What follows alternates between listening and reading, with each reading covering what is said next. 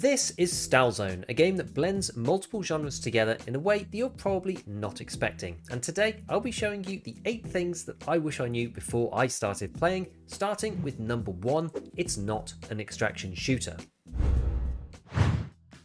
If you've never played STALZONE before, you probably have some ideas about what the game is that are likely wrong. I know that I did. Because the game blends together multiple genres, it takes a bit of time to understand what it's actually about.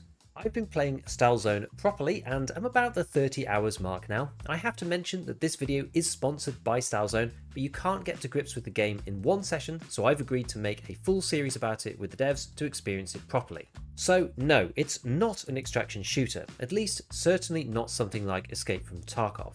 But it does have extraction shooter elements to it. If you die, you lose the resources that you've collected out in the world, and you start again at the last base you visited, so in a sense the game loop is sort of similar. However, the main point here is that you don't lose any of your actual gear when you die, which is one of STALZONE's really big pluses. This is largely different to most extraction games where you usually put your weapons and armor on the line when you go out into a raid. But what's interesting about STALZONE is that, despite this, it's not just a PvE game either, like many that are trying to differentiate themselves in the genre. PvP can happen organically, and often players are battling against each other to secure resource spawns instead, rather than farming items off each other directly, and we'll talk about the PvP a bit later. For now though, it's much more like a traditional MMO in structure, following the main storyline, farming materials for upgrades, with a first-person extraction PvP overlay on the top to make it more exciting. Crafting materials are everything in this game, but before I show you those, you need to have a shotgun. I spent the first section of the game running around with a basic SMG, and my goodness, I underestimated how spongy the AI can be at times, as these guys are all mutants and are the source of most resources that you will need. Without a shotgun, killing these guys is super laborious and uses a ton of regular ammo, so the faster you realise to take a shotgun as a secondary weapon, the better. There's a few different kinds of ammo for them, but because you're only using these to fight AI, then you may as well take the birdshot, which does better against enemies with no armour, but increases the damage, meaning you can usually one-shot them with the early shotguns, and this makes life much easier. The best thing about them is that they continue to be important throughout the game, as there is no shortage of mutants in STALZONE, and upgrading your shotgun as you move through the different areas is really important to keep up with the increasing difficulty of the enemies.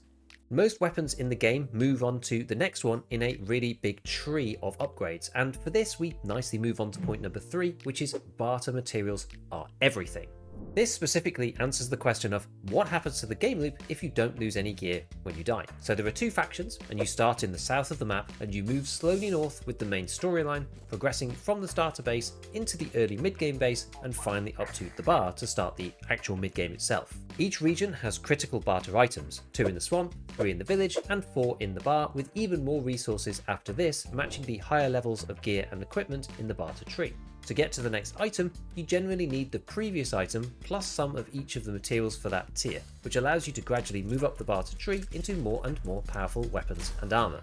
Naturally, as time goes on, you need more of each resource, and initially I thought it was just going to revolve around killing various camps of AI mobs out in the world, but at the bar and beyond there were all sorts of different activities that you need to do, such as scanning for signals, clearing out mini-raid dungeons, metal detecting for caches, as well as obviously killing both mutant and human AI enemies, which vary in difficulty as you move further into the north.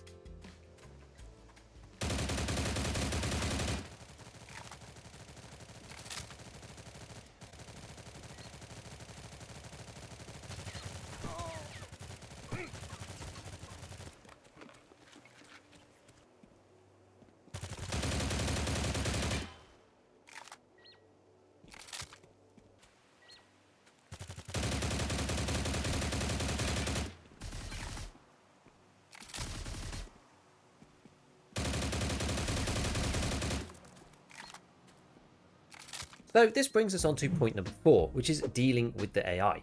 Initially, they are fairly simple. You kite the AI and shoot the human-style enemies with a headshot, but as you get further on, the human enemies with guns can really start to hurt you very quickly, and the mutants can move fast and overwhelm you if you're not prepared. Mutants are primarily dealt with through the power of the shotgun, so keeping this topped up at all times is a must, and it's handy to look out for the different stamina boosting items as they aren't expensive, but they will not only let you kite further and faster, but also clear distant areas of the map more easily when you're moving around. Plus, they aren't really that expensive. Against the human enemies, fighting these can be a little bit counterintuitive sometimes. Their accuracy increases as they get closer to you, meaning that you're often better trying to keep them at range rather than letting them get close.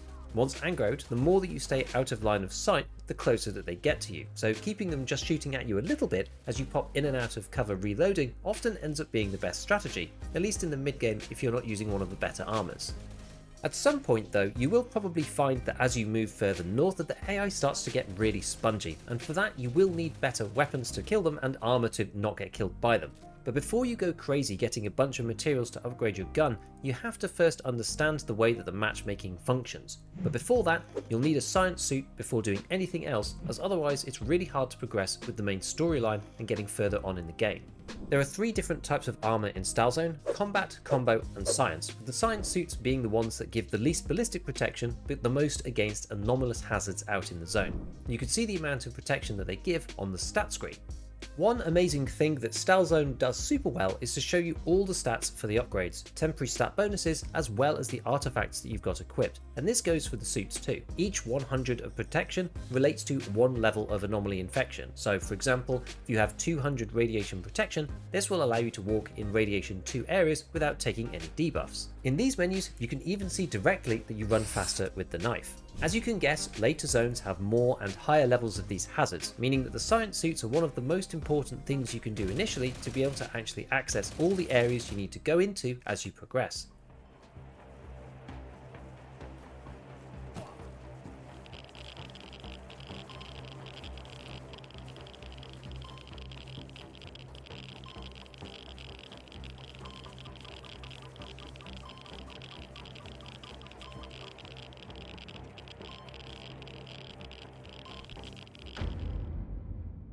However, the further you go, the more difficult it will be to clear out the AI in those areas, so eventually you'll need better weapons as well, and this is where the matchmaker and strategy to go with it comes from. STALZONE has a very specific way of dealing with player matchmaking. Because you don't lose any gear when you die, and there aren't any wipes, it has to deal with the issue of mismatched power between new and experienced players across the game. It does this by matching you by gear, which works nicely in my experience so far. However, the one downside is that once you've moved up to the next tier on any equipment, that locks you into the next tier of matchmaking even if you move your gear back down again, or only have one single piece of the next grade. This can mean that you're outgunned by other players after being forced into higher tiers, with no easy way to fight back other than farming more materials in what is now harder lobbies.